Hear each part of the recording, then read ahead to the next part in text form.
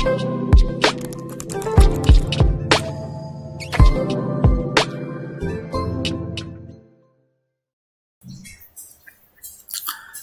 To arts with us. My name is Shubham Kushwaha. आज हम 10th class civics NCERT chapter 6 political parties को cover करेंगे। So let's start. Political party is a group of people who come together to contest election and hold power in the government. Political party group of people होता है, लोगों का समूह होता है जो एक साथ इलेक्शन में पार्टिसिपेट करते हैं एंड गवर्नमेंट की पावर को होल्ड करते हैं। They agree some policies and programs for the society with a view to promote the collective goods. Political party अलग अलग political party some policies and programmes में एग्री करते हैं, समटाइम्स डिसएग्री भी करते हैं, टू प्रमोट अ कलेक्टिव, एक सामूहिक भावना को प्रमोट करने और दिखाने के लिए। Political parties reflect fundamental political division in society. हमारे सोसाइटी में कुछ अलग अलग पॉलिटिकल पार्टीज मिलती हैं, उनके कुछ लीडर्स, उनके कुछ फॉलोअर्स जो होते हैं, उन सबकी अलग अलग क्या होती है, थिंकिंग होती है, अलग अलग डिवीजन, अलग अलग आइडियोलॉजी मिलती है। Political parties are about a part of society and this involves the partnership. Political parties सब अलग अलग पार्ट ऑफ द सोसाइटी के होते हैं एंड ये अपनी पार्टनरशिप देते हैं, इन्वॉल्वमेंट होते हैं to the promote the ideology and to the promote the policies and programmes.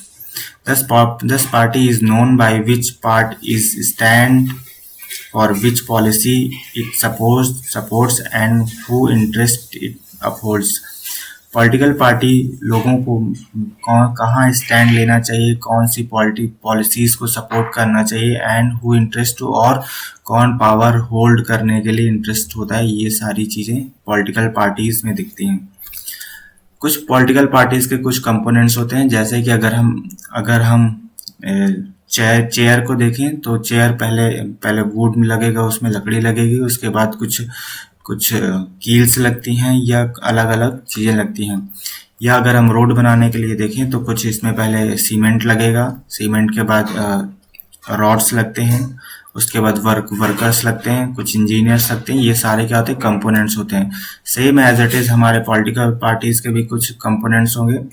एक होता है जो सबसे बड़ा होता है लीडर, जैसे कि अगर हम बीजेपी गवर्नमेंट की देखें तो उसमें बीजेपी में नरेंद्र मोदी या अमित शाह, ये सब कौन है, लीडर्स होते हैं। उसके बाद कुछ एक्टिव मेंबर्स होते हैं, जैसे एमएलएज हो गए, एमपीज हो गए, या कुछ जो युवा नेता या जो अध्यक्ष होते हैं, ये सारे क्या होते हैं, एक्टिव मेंबर्स होते हैं।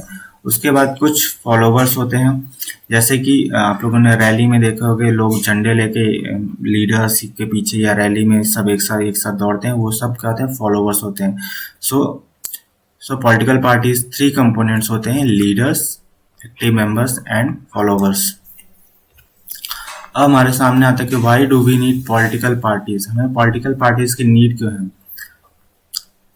If there were no political party, each and every candidate would be independent. अगर पॉलिटिकल पार्टी नहीं होगी तो हर एक कैंडिडेट अपना एक इंडिपेंडेंट इलेक्शन लड़ेगा। Current strength of Lok Sabha is 543. Imagine a situation when none of the 543 members can be brought think alike a particular issues. अब हमारे सामने चैलेंज आता है कि अगर सारे के सारे मेंबर्स लोकसभा के सब अलग अलग होंगे, सबकी अपनी अपनी आइडियोलॉजी होगी, इसकी अलग होगी, इसकी अलग होगी, इसकी अलग होगी। ईच मेंबर या ईच जो भी एमएलएज या एमपीज होते हैं, वो सिर्फ और सिर्फ अपनी कॉन्स्टिट्यूएंसी के लिए सोचेंगे, अपने क्षेत्र के लिए सोचेंगे, ना कि एक कलेक्टिव रिस्पॉन्सिवनेस आएगा, एक कलेक्टिव भावना देखने को हमें मिलेगी। This would be lead to the total. An independent candidate would always be more interested to the specific need of his constituency and would seldom to think about the large interest of nation. वो लोग एक साथ nation के collectiveness, nation के welfare के लिए नहीं सोच पाएंगे। A political party is necessary to drive people on a common platform so that bigger issue can be taken care of.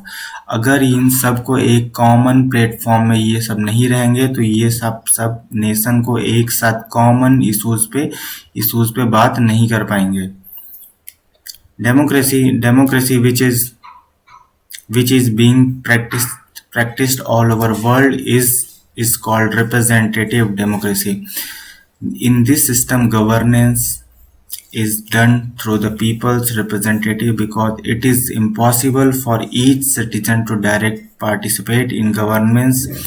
The need for the representative democracy has given rise to the political parties. एक बड़े country में, एक large country में, एक democratic country में each and every person का represent करना, मतलब खुद को रिप्रेजेंट करना पॉसिबल नहीं होता. अगर हम एक कॉन्स्टिट्यूंसी की बात करें तो लगभग वहाँ पे अगर 14 लाख वहाँ की पॉपुलेशन है तो क्या 14 लाख लोग अपने को खुद को रिप्रेजेंट कर सकते हैं? ऐसा पॉसिबल नहीं होता है. सो इन सबको एक कलेक्टिव रिप्रेजेंटेटिव लाने के लिए पॉलिटिकल पार्टीज की हमें नीड होती है ताकि एक कॉमन इशूज को, एक बिगर इशूज को एक कॉमन प्लेटफॉर्म में सॉल्व किया जा सके. So let's understand the functions of political parties. ये कुछ यहाँ पे हमारी नेशनल पार्टीज के सिंबल दिए हैं. ये सब आप सिंबल देख के आप समझ सकते हैं कौन सी पार्टी कौन सी है. So first function, contesting election.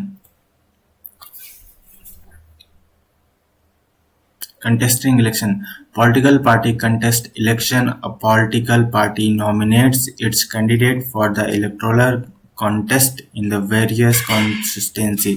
Political party contest election में पार्टिसिपेट करते हैं एंड पॉलिटिकल पार्टी नॉमिनेट करती है अपने कैंडिडेट को और उसके बाद वो कॉन्सिस्टेंसी से अपने अलग अलग कॉन्सिस्टेंसी से इलेक्शन को लड़ते हैं.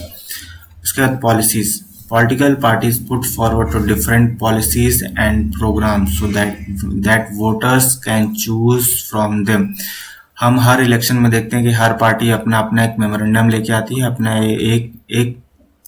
एक आइडिया लेके आती है कि इस बार हम इतने में गैस सिलेंडर देंगे, इस बार हम रोजगार देंगे, इस बार हम इतने लोगों को नौकरियां देंगे, इस बार हम महंगाई कम कर देंगे या पेट्रोल कम कर देंगे. ये सारे के सारे कुछ अपने एक मेमोरेंडम या एक अपनी आइडिया लेके आते हैं. ये सारी पॉलिसीज क्या करती हैं? वोटर्स को एक चूज करने के लिए एक हेल्प करती है कि कौन सी पार्टी उनके लिए सही रहेगी. A political party brings a large number of similar opinion under the umbrella.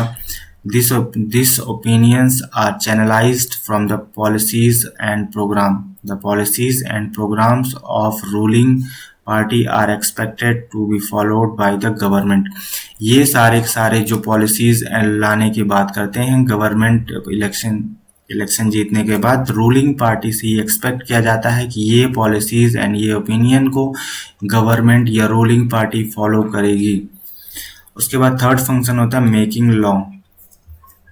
Political parties play a decisive role in making laws for the country.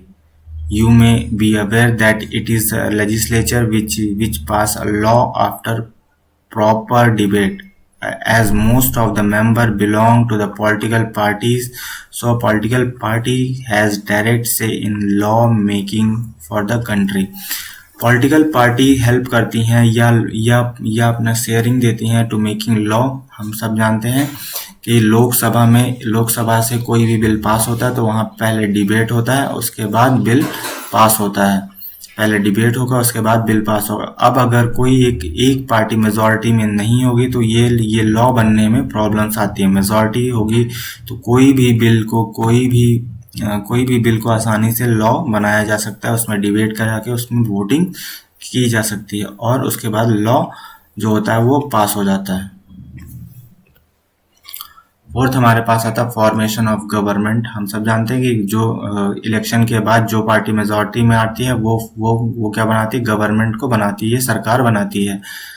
Political parties form and run governments. The executive body is formed by the people from ruling party. Various political leaders are assigned different ministers to the carry out the task of the government. जो सरकार बनती है उसके कुछ मंत्री होते हैं, कुछ मिनिस्टर्स होते हैं जो कि अलग अलग टास्क, अलग अलग डिपार्टमेंट असाइन किए जाते हैं। फिफ्थ आता है प्लेइंग अपोजिशन। ये वेरी वेरी इंपॉर्टेंट फंक्शन होता है पॉलिटिकल पार्टीज का, to the playing the opposition role. अगर किसी सोसाइटी में सिर्फ किसी कंट्री में या डेमोक्रेटिक कंट्री में सिर्फ एक ही पार्टी रहेगी तो वो एक डिक्टेटरशिप, या लोगों के पास फिर ऑप्शन नहीं रहता चूज करने के लिए या चॉइस करने के लिए। अपोजिशन का रोल बहुत इंपॉर्टेंट हो जाता है डेमोक्रेटिक पार्टी में। A party which is does not get majority और come under the majority coalition needs to the play the role of opposition. अब सपोज एक ऐसा बिल पास होने वाला है, एक ऐसा बिल पास करना चाहती है मेजॉरिटी वाली पार्टी या रूलिंग पार्टी जो कि किसी एक कम्युनिटी या कुछ लोगों के लिए सही नहीं है, या उसमें कुछ डिसएडवांटेज है, या कुछ उसमें खामियां है। तो अपोजिशन का वहां पर रोल होता है कि वो उन खामियों को रूलिंग पार्टीज को बताए और समझाए कि नहीं, ये बिल यहाँ कहीं कहीं गलत है, कुछ लोगों के लिए बेनिफिशियल नहीं होगा, ये लॉन्ग टाइम के लिए ये बिल सही नहीं होगा। ये सारे के सारे रोल होते हैं। अपोजिशन रूलिंग पार्टी से सवाल करती है कि इस बिल के बेनिफिट्स क्या है, एडवांटेज क्या है और ये लॉन्ग टाइम के लिए कैसे बेनिफिशियल रहेगा। उसके बाद 6 आता है shaping public opinion. Political parties shape public opinion. They do so by raising and highlighting issues in the legislature, in the media. अब पब्लिक ओपिनियन कैसे सेव करती पॉलिटिकल पार्टीज। हम सब टीवी में डिबेट्स देखते रहते हैं, अलग अलग पॉलिटिक्स के रिप्रेजेंटेटिव आते हैं, स्पीकर्स आते हैं और वो सब हमसे और आपसे बातें करते हैं और अपना एक पब्लिक ओपिनियन लेते हैं कि पब्लिक को क्या चाहिए, और वही इश्यूज को वो हाईलाइट करते हैं। कहाँ? लेजिस्लेचर ने। मीडिया के थ्रू पब्लिक की ओपिनियन पता चलती है, लोगों की थिंकिंग पता चलती है कि उनको क्या प्रॉब्लम्स आ रही हैं। 7th number, access to the government machinery and welfare scheme. The party provides the people access to the government machinery and welfare scheme since it easy to approach the local party leader and then government officers. Political parties government की machinery को, government के executive systems को and welfare schemes को लाते हैं। ये provide करती है government machinery. ये जो स्कीम्स होती हैं ये लोकल पार्टीज या लोकल लीडर्स तक जब तक नहीं पहुंच जाती तब तक इसका बेनिफिट नहीं मिलता। ये लीडर्स जो होते हैं, लोकल पार्टीज के लीडर्स होते हैं, ये गवर्नमेंट ऑफिसर्स को हेल्प करते हैं ये मशीनरी एंड वेलफेयर स्कीम्स को आगे ले जाने में या एक्सेस करने में।